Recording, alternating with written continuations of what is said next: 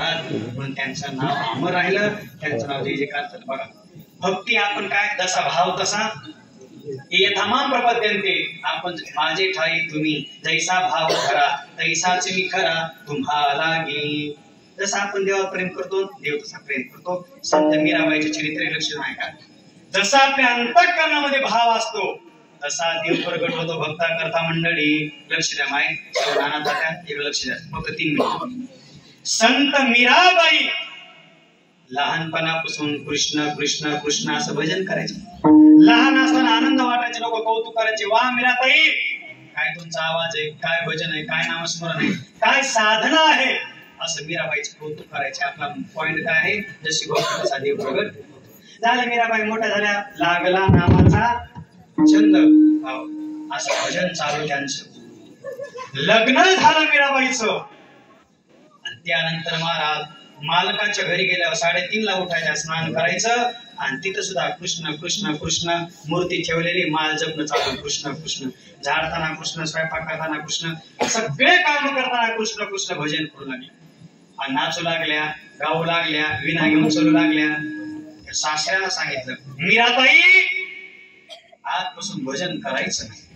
म्हणजे काय करायचं नाही, आपण श्रीमंत आहोत, राजवाड्यातले आहोत, असं भजन करायचं नाही, भजन सोडून द्या. त्याने सांगितलं काय सांगावं महाराज, लालसा होले मन लागली से गोडी हे जीवे न सोडी ऐसे झाले. सासरे बा माझा प्राण गेला तरी चालल पण आता भजन सुटणार नाही. आणि मग महाराज सासऱ्यानं अनेक प्रयत्न केले मीराबाईला मारण्याकरता, पण मीराबाई काही मारायला तयार नाही. का मरण गेल्या, कारण मीराबाईचा विश्वास होता मला वाचवणारा माझा देव आहे. काय शब्द आहे, तेरा साथ निभाएगा तेरी बिगड़ी बना देगा विश्वास जरूरी है विश्वास जरूरी. तेरी बिगड़ी बना देगा. अत्यंत विश्वास होता मीराताईचा. मंडळी आहे त्या राजानं दौंडी पिटवली. जो कोणी मीराताईला मारण्याचा उपाय सांगल त्याला बक्षीस. एक गारुडी, सर्प पकडला गारुडी, धावत आला, राजे साहेब मीराताईला मारण्याचा उपाय माझ्याकडे. म्हणजे काय तुझ्याकडं, ह्या पेटीमध्ये खोबरा नाग आहे, खोबरा. म्हणजे काय मत व्हायचं, म्हणजे मीराताईला दौस केल्याबरोबर मीराताई पाणी सुद्धा शब्द मागणार नाही. महाराज पैसे दिले आणि त्या सापाची पेटी घेतली. नौकराला बोलला बाळा ही पेटी मीराताईच्या हातात दे. बर. आणि मीराताईला सांग की तुमच्या सासरे बुवानं सुंदर कृष्णाची मूर्ती आणली, ती देवघरात ठेवा आणि तिची पूजा करा, तिला फुलं वाहा. नौकर गेला. साप पिटारा राणा भेजा मीरा हात दिए जाय. सकाळी सकाळी 5 वाजता गेला. मीराताई मीराताई म्हणले बोला. ही पेटी तुमच्या सासऱ्याने दिली. बर.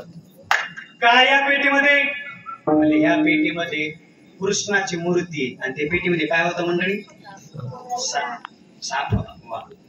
मीराताईने सांगितलं माझं स्नान राहिले, आंघोळ राहिली, देवघरात ठेव, चुळबुळ करू नका करू. ती पेटी घेतली त्या नौकरानं, देवघरात ठेवली. मंडळी मीराताईनं स्नान केलं, हातामध्ये चंदन घेतलं, हार घेतले, फुलं घेतले आणि त्या पेटी जवळ आल्या. पेटीचं दर्शन घेतलं. या पेटीमध्ये माझा कृष्ण कन्हैया, माझा श्याम, माझा आराध्य दैवत आहे.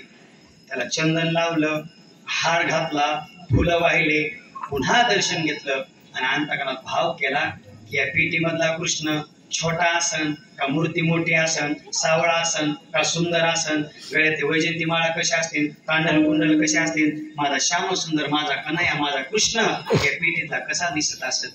दर्शन घेतलं, कुलूप उघडलं आणि ते दरवाजा पलीकडे टाकला वरचा आणि ते पेटीमध्ये हात घातला मीराताईने. जसा हात घातला आणि वर काय काढलं तर ऐका, साप पिटारा राणा भेजा मेरा हाथ दिए जाए, नाहे धोए जब देखन लागी, कृष्ण मूर्ती ही पाय. या पेटीमध्ये दुसरं काय न नकता भगवान कृष्णाची मूर्तीच निघाली. का निघाली? कारण मीराबाईचा भाव होता की या पेटीमध्ये दुसरं काय नाही तर माझा देव आहे. तेरा साथ निभाएगा विश्वास जरूरी है. विश्वास